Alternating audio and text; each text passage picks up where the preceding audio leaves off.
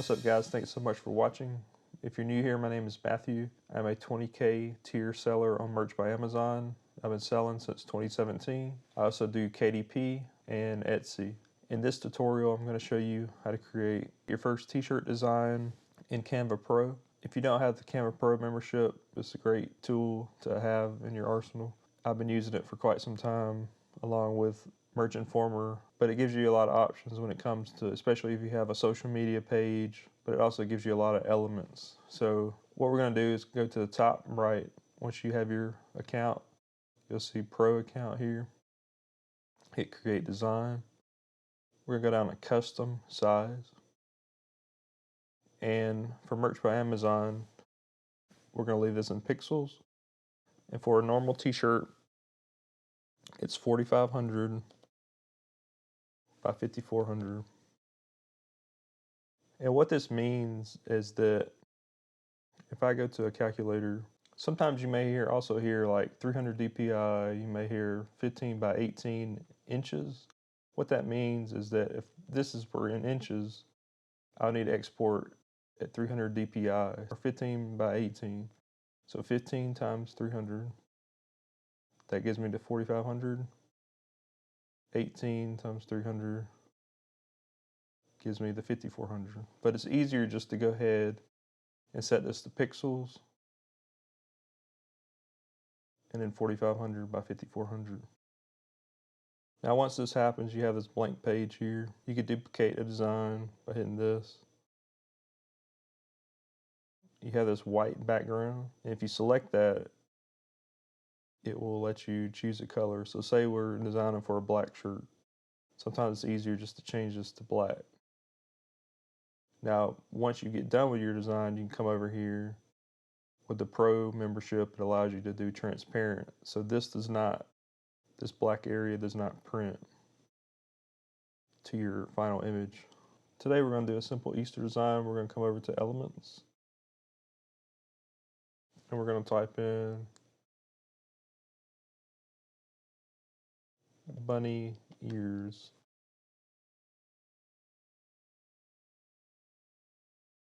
So you'll see how it has Pro. This means that you have to have the Pro membership to get these. But we don't want like video. And what this video is showing is the Pro. So what I'm going to do is I'm going to come down here and hit, you have this options here, this filter. We want to hit, you got static and animated. We want to hit static, and we'll hit Pro. The free is fine to use, but everybody may be using those, so let's do the Pro. And we're going to come over to graphics, because I just want the bunny ears themselves or whatever. So there's a lot to choose from. My understanding is that you could use these in a design for commercial use, but you can't just simply just select this and then put it on a design and that's it.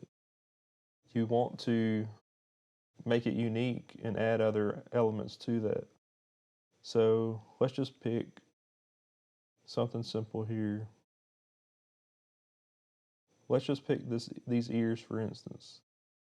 And then we're gonna, and you want to do research before you design, but this is just showing you how to use the software. Let's just say bear, for instance.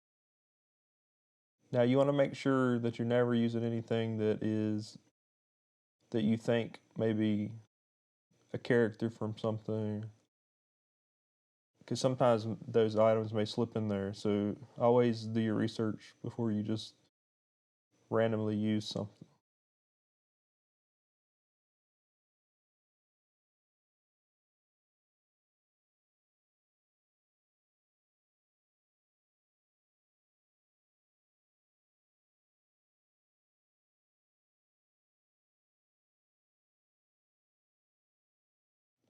Let's do dog.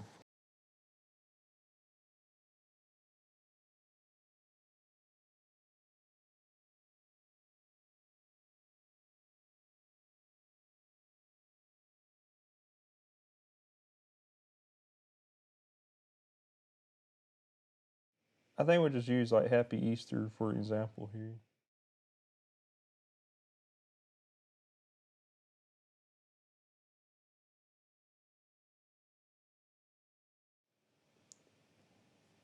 Now if you click on this little thing beside it, it'll tell you more about it. See here it says use this media safely in Canva for personal and commercial. And also a pro tip here, sometimes you can get keywords that you could use in your listings from here. If you select the dog, you'll notice this is called I believe an SVG. So if I wanted to change the color from this brown to like, say,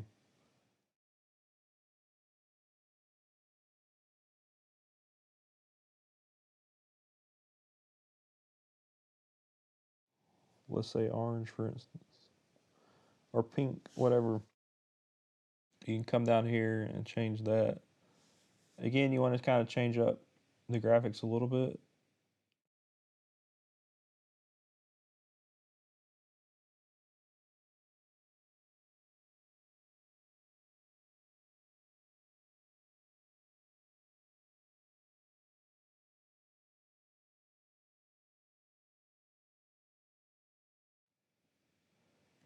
This is like probably like a golden retriever, so you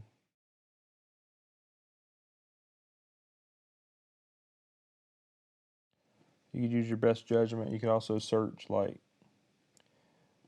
you know, colors and use like the color picker tool.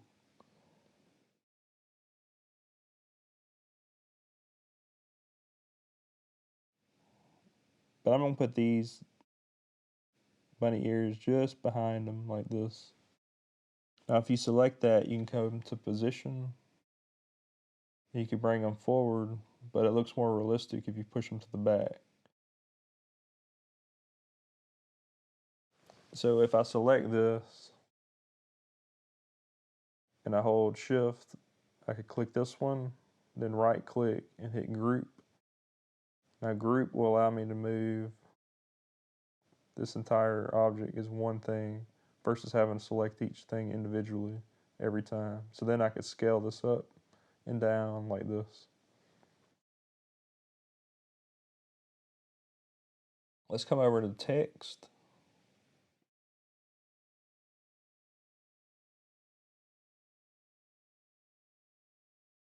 And use this, we're going to use this where it says add subheading. And it'll bring the text over here. I'm going to do Command A on a Mac, but it's probably Control A to select all that.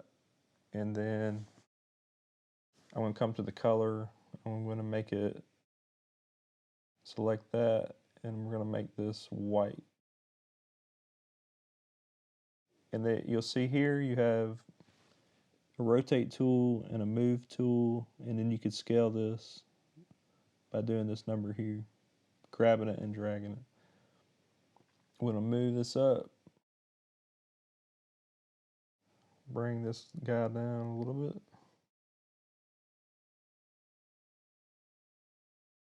You can import your own fonts. I would always search these out. I'm not a font expert as in what's legal to use and what not. A lot of these may be Google fonts, which are legal to use from my understanding. I just always like to be safe because if I get a design that takes off, I don't want to have to like take it down for some reason.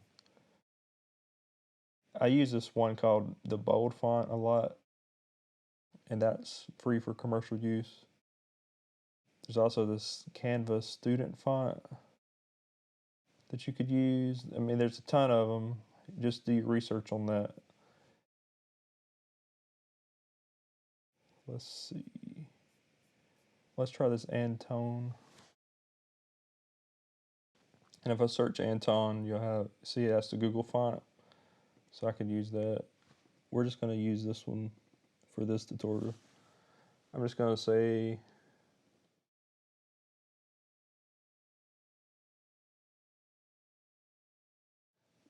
let's just do happy. And I'm going to, you can either scale this up by dragging like this, or you can come over here and just go like 600, whatever. You want to try to take up this entire area if you can.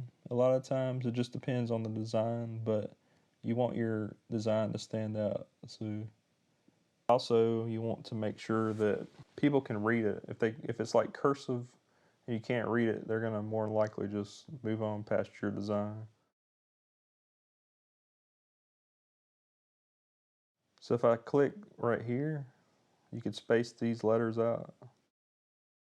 Maybe kind of hard to see here. Let's see. They bring it down so.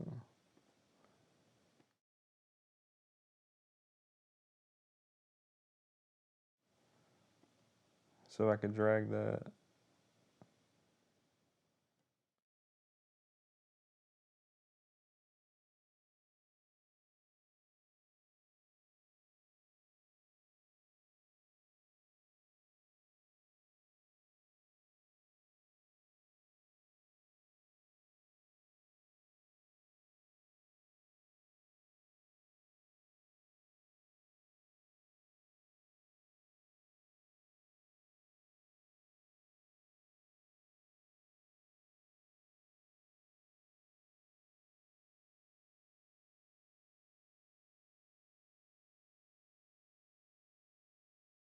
So really you could do anything creatively that you could think of. This is more or less an example of how to use this software.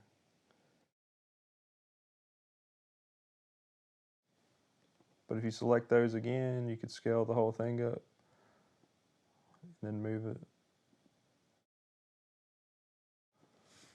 I would have just a small amount of space from the top to the top of your letters. Come up here and just name it. So